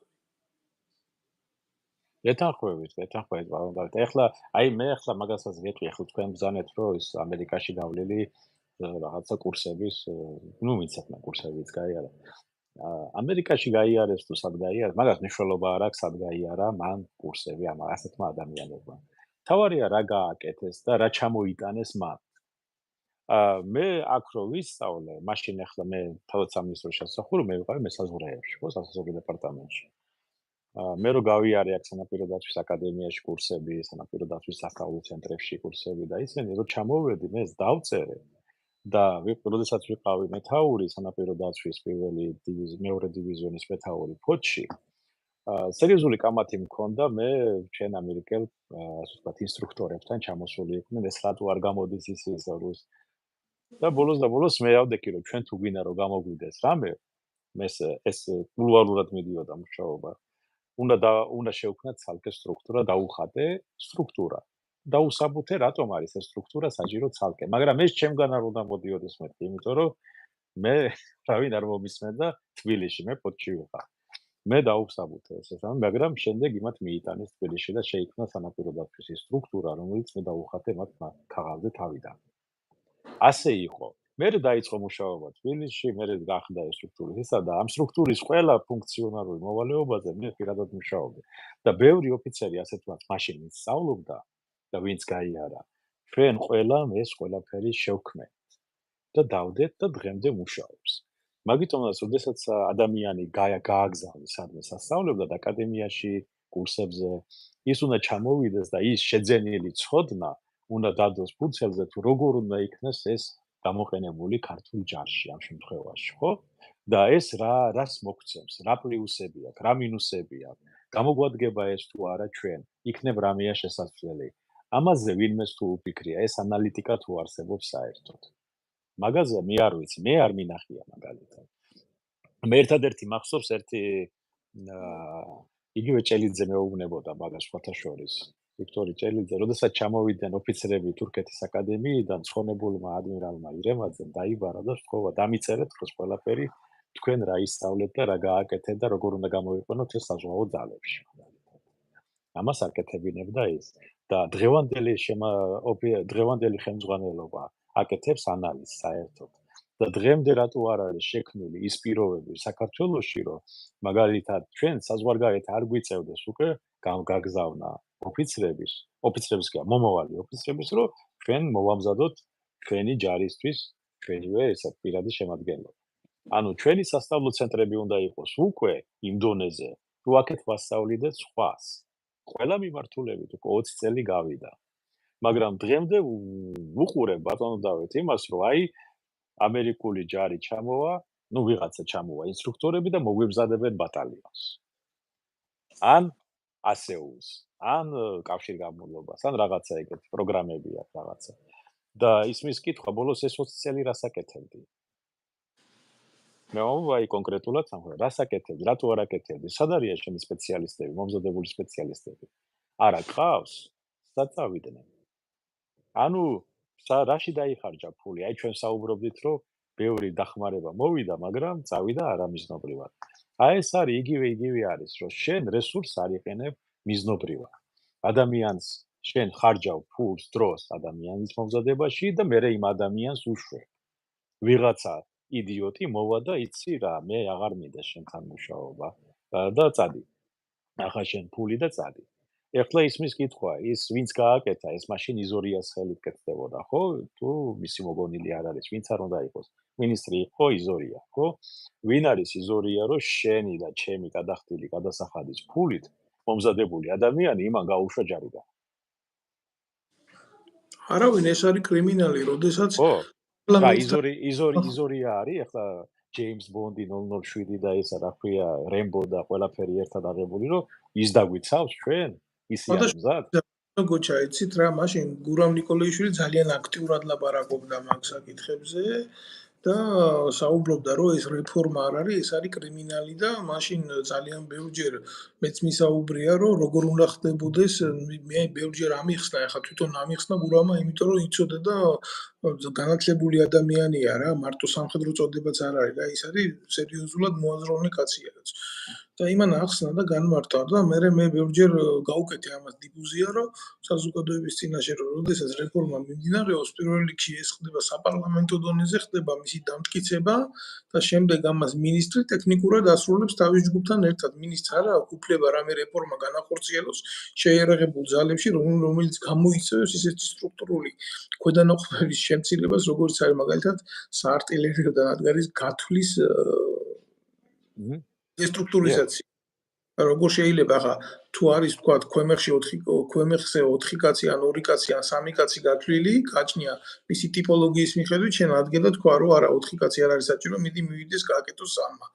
ესეთი რაღაცები მინისტრის ვალდებულება არ არის, ეს არის გენერალური შტაბის ვალდებულება, რომელმაც მინიმუმ უნდა დაწეროს ეს გეგმა, წარადგინოს თავდაცვისა და უშიშროების კომიტეტში, იქ მოხდეს ამის განხილვა, მოხდეს დებატები და შემდეგ მოხდეს შეჯამება პროფესიონალების მიხედვით განსჯა შიდა დახურულ სხდომებზე და შემდეგ გადაწყვეტილების მიღება და ასე ხდება მერე ზევიდან ქვევით ამ ყველაფრის წამოსვლა. აი მე ვიცი რომ ეს ასე ხდება, მაგრამ არა იცით რა ეს ასე მოხდა რა, აი ესე მოხდა რა. 3000 ოფიცერი გაყარეს გარეთ და ესენი არიან, მე ვინც უკრაინაში არიან, ზოგი ვინც კონგოში წავიდა და მოკვდა იქ ჩვენი ბიჭი.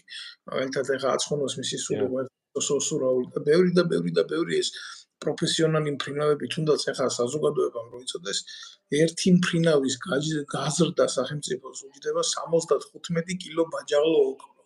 ახლა ვინ გადაიხდის, იზორია გადაიხდის მისი ჯიბიდან, ამას ადამიანის სიცოცხლეზე მარტო რო არაფერი აღარ ვილაპარაკოთ. ესეა, ნუ რა ვიცი, ამ თემას ეს არის დანაშაულება, ნუ ეხლა აიღეთ ჩვენი ჯარი სულ ეხლა ფაქტიურად მე არ ვიცი რამდენია, თქვა არის 30000 რაღაცა, ხო? და რამდენად ტარდება სწავლებები, რამდენად არის მომზადებული ჩვენი ჯარი, რომ დაიცვას ქვეყანა. რამდენი საათი გაძლებს საერთოდ. მაგრამ ჯარი არ არის. აი აიღეთ მე რეზერვი როგორ არის დაყენებული, საკითხი, რეზერვის საკითხი როგორ არის. სად უნდა მიხვიდეთ თქვენ, აი როგორც რეზერვის ოფიცერი, რეზერვის ჯარისკაცი, ზემდეგი, სად უნდა მიხვიდეთ, რა უნდა გააკეთო, ეს ყველაფერი გასაგებია, იმიტომ რომ თუნდაც ბევრი არ უფიქრდება, რომ ომია გაჩაღებული, ძალიან დიდი ომი. არა მარტო გეოპოლიტიკური შეჯახება მოხდა დასავლეთსა და რუსეთს შორის და აღმოსავლეთს შორის რა, რუსეთთან ერთად ჩინეთიც არის. არამედ მიდის ცხელი ფაზა ომის. და ეს ფიზიკურ განადგურებას გვემუქრება. რამე რომ მოხდება, ჩვენ ისე თქვენ სწორად ვანეთ, ისე გამოგვივლიან, რომ საერთოდ არაფერს არ შეგვეკითხებიან არავის და ბოლოს ჩვენ ტვინი როდამდე უნდა ქონდეს დახშუღი. ტვინი მხედველობაში მაქვს ხელისუფალი. როდამდე უნდა იყოს ესე ტვინგაყინული და აფიქრობდეს ამაზე. რეალურად რო თქვა მართლა ცოტა ქვევით ჩამოვალ უკაცრავად საუბარს კი გაწყვეტიებთ, მაგრამ ეგრეთ წოდებული რეზერვის თემა, რომელიც თქვენ ახსენეთ, ერთი 26,000 კაცი იყო მაშინ, როცა მე მსახურობდი შეიარაღებულ ძალებში და მის მერე მიდის საშინელი რესტრუქტურიზაცია და შეიარაღებულ ძალებში უბრალოდ იცვლება როგორი კატეგორია, იცი? რიგითი უმცროს ოფიცრებამდე იცვლება ყველა. უფროს ოფიცრებს ისინი არ ცვლიან, ისევ დამყაყებულში იმართება შეიარაღებული ძალები და უშვებენ იმ ბიჭებს, იმ ნაომარ ხალხს, ვინც ომის დროს რეალურად იცის, ამათმა რა გააკეთეს. მათ არ ჭირდებათ ადამიანები შეიარაღებულ ძალებში, რომლებიც დაუძახებენ აი პოლიტიკურ მმართველობას, რომ თქვენი დედავატირე, თქვენ ომის დროს მიგვატოვეთ. თქვენ პირველი გაიქეცით, თქვენ ეს გააფუჭეთ, თქვენმა საქციელმა ის გამოიწვია, ამიტომ ეს დისბალანსი, დისკომფორტი რო არ ქონოდა დამნაშავე და კრიმინალურ ხელმძღვანელობას, პოლიტიკურ ხელმძღვანელობას, ესეთი ადამიანები მოიშორა.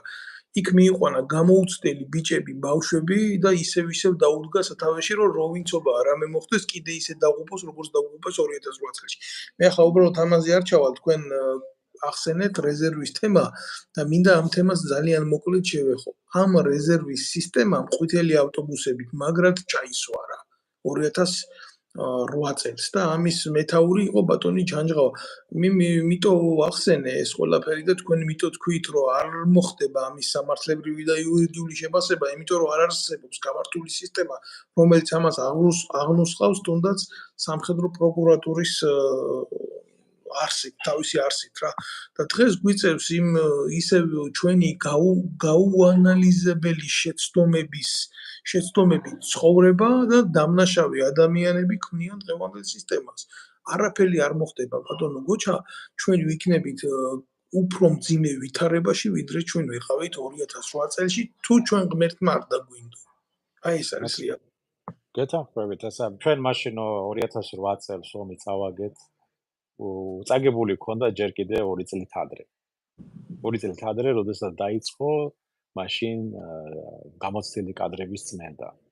8-მდე ოფიცერი გაშვებული იყო თავდაცვის სამინისტროდან 2008 წლის მდგომარეობით. უკვე გაშვებული. და ეს იყო უკვე ღალატი. ეს როგორც სტალინმა ჩაიძინა თავის დროზე 39-40 წელს რომ გენერლები დაიჭირა ყველანი, რა ქვია, გენერლების საქმეც და ასე თქვა და ფაქტიურად უთაო იყო წითელი არმია მეორე მსოფლიო ომის წინ. ზუსტად იგივე მოხდა მერე ფაქტიურად უთაო კი არა, საერთოდ გაწმენდილი იყო ქართული ჯარი გამოცდილი ოფიცრებისგან და ზემდეგებისგან. და შესაბამისად ეს უკვე ცნობილი იყო, რომ 2008 წელი უბრალოდ ეს უკვე ფაქტი დამდგარი იქნებოდა, რომ ეს უნდა წაგებული იყო. ფაქტიურად წაგებული იყო. ეს ხო იცით არის მომენტები, ისეთი მანევრები შეგიძლია გააკეთო, რომ უბრძოლველად დაიმორჩილო შენი მოწინააღმდეგე. ერთი გასროლის გარეშე, იმიტომ რომ მას იცის, რომ შანსი არ აქვს. შესაბამისად, შენ აღწევ შენ პოლიტიკურ და სამხედრო მიზნებს. ისე გააკეთეს რუსებმა, ფაქტიურად ჩვენი მაშინდელი ხელისუფლების ხელით გაწმიდეს ჩვენი ჯარი და მერე ადვილი იყო მათთვის თავიანთი ოპერაციების განხორციელება და ჩვენი ჯარისკაცები და ზემდეგები, რომლებიც იბრძოდნენ, თუნდაც ჩინდისის გმირები და ასე შემდეგ, ეს იყო უკვე ფაქტიურად აი უმართავი სიტუაციიდან გამომდინარე და ჩვენი ჯარისკაცების გმირობა, მეტი არაფერი. და პოლიტიკური ხელისუფლება და სამხედრო პოლიტიკური ხელმძღვანელობა საერთოდ აზრზე არ იყო, როგორ უნდა ემართა ომი მაშინ. იმიტომ რომ არ იცოდნენ. ბატონო გოჩა, ჩვენ დაახლოებით 68 წუთი არის უკვე ეთერში ვიმყოფებით. მე მინდა რომ ეს ვიდეო ეთერი მოგვიანებით რა თქმა უნდა ნახავენ ეს ადამიანები ბევრი. მე მივიჩნევ რომ დღეს ჩვენი სახელმწიფოებრივი პოზიციით და არა ვინმეს კერძო კრიტიკით განსაზღვროთ დაახლოებით სახელმწიფოებრივი ხედვა საზოგადოების მნიშვნელოვანი აქცენტებისა და დანარჩენი თვითონ გადაწყვეტოს მაყურებელმა. ჩვენ ბევრი კომენტარიც გქონდა, ბევრი გვიყურებდა, მოგვიანებით ნახავს ბევრი. მე მინდა ყველას მოუწოდო აუცილებლად გამოიწეროს ეს ჩემი არხი და მადლობას გიხდით თქვენ და ბოლოს სიტყვით ამ ეთერის ბოლოს რა შეტყოდით საზოგადოებას, რაზე გაამახვილებდით მოკლედ ყურადღებას, რომ თუნდაც შემდეგი არეალი იმ ჰორიზონტისა მათშიც და ჩვენშიც ცნობილი იყოს. ერთადერთი რა შეიძლება ბატონო დავით ამ ჩვენ მდგომარეობაში და ასეთ გეოპოლიტიკურ ვითარებაში, ბატონო დავით, ომი არის ფაქტიურად ჩვენს გარშემო გაჩაღებული, უნდა ვიყოთ ძალიან ფრთხილად. უნდა მოусმინოთ ერთმანეთს. უნდა საღი აზრი უნდა გავიზიაროთ. სამწუხაროდ ისე მოხდა, რომ საქართველოში ელიტა გახდა პოლიტიკური შემადგენლობა და ხალხი არის გაღატაკებული. ანუ არის მდიდარი კლანი, რომელებიც არსებობენ ცალკე და არის ხალხი. ხალხი არის თავისით მიტოვებული, რაც გინდათ ისქენით და მდიდარი კლანი ერთმანეთს ებრძვის, ვინ იქნება, ასე ვთქვათ, საჭესთან. მეტი ეს არის რეალობა, რაც საქართველოშია დღეს. ასეთ მდგომარეობაში ძალიან რთულია ვიღაცას მისცე რაღაცა რჩევა მოიქეცი ასე ან ისე. უბრალოდ უნდა დაინახოთ, რომ რაღაცა უნდა შეიცვალოს და ეს რაღაცა არის, რომ ადამიანებს ყველა ადამიანი უნდა გაერთიანდეს და საღად მოაზროვნე ადამიანები მოიყვანონ პოლიტიკურ ხელისუფლებაში, რომლებიც არიან, როგორ არ არიან საქართველოში, არიან ძალიან მშვენიერი მოაზროვნე ადამიანები, პროფესიონალებიც.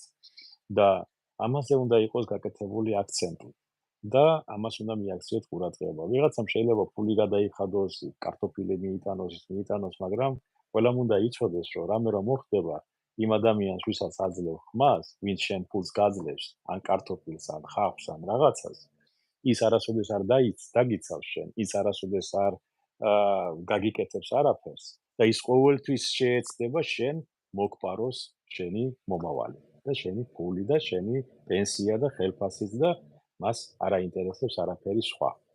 შესაბამისად ეს გაითვალისწინეთ. და იმედია რომ ყველა მშვიდობა იქნება საქართველოში. სხვა ვარიანტი ჩვენ არა გვაქვს. დაპირისპირება იარაღით გამორიცხულია და არ უნდა მივიდეს მაგამდე. მე ვიცი რომ ცდილობენ პროვოკაციებს, ცდილობენ ისე თუ ისე პროვოკაციები რომ მოხდეს. როგორც არ უნდა მიუღებელი იყოს ჩვენთვის ის, ვინც იქნება, რაც იქნება, იარაღი უნდა გამოურიცხოთ, იარაღის სროლა, უნდა გამოურიცხოთ ძალადობრივი მოქმედება. სხვადასხვა მხოლოდ არგუმენტები, მხოლოდ პოლიტიკური, ევოლუციური გზით უნდა წავიდეს ვითარება. სხვა გზა არ არის. მოგწონს თუ არ მოგწონს, ევოლუციური გზით უნდა განვითარდეს ქვეყანა და არა რევოლუციური. მადლობთ ბატონო გოჩა, თქვენ დღეს ჩემი სტუმარი იყო საქართველოს საზღვაო ძალების ყოფილი სარდალი ბატონი გოჩა ვედრიაკოვი. სასიამოვნო იყო ბატონო გოჩა თქვენთან საუბარი, ასეთ ეთერს ბევრ შეგვირდებით, ძალიან ბევრ ადეკვატურ ეთერს შემოგთავაზებთ და აუცილებლად შევქმნით ისეთ კონკურენტ უნარიან გარემოს დღეს საქართველოს ღია სივრცეში, სადაც ზიზღით, ურთიერთდაპირისპირებით და გაღიზიანებით მოუწოდებენ საზოგადოებას ერთმანეთისკენ ბრძოლისთვის და მხოლოდ ეს ტრიბუნები გამხდარია მათ პოლიტიკურ ტრიბუნებად, რომ დააჩოქონ ისევ და ისევ ქართული საზოგადოება და მისი ცნობიერება.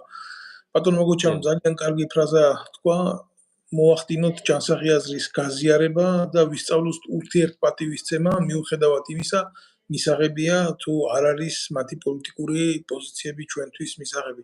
ნუ ვებრძოლებით ერთმანეთს იარაღით, ვეცადოთ ცივილურად მოვაგვაროთ ერთმანეთში ესეთი პრობლემები. მადლობთ ბატონო გოჩა თქვენ და დიდი მადლობა. კარგად ბრძანდებოდეთ. კარგად ბრძანდებოდეთ.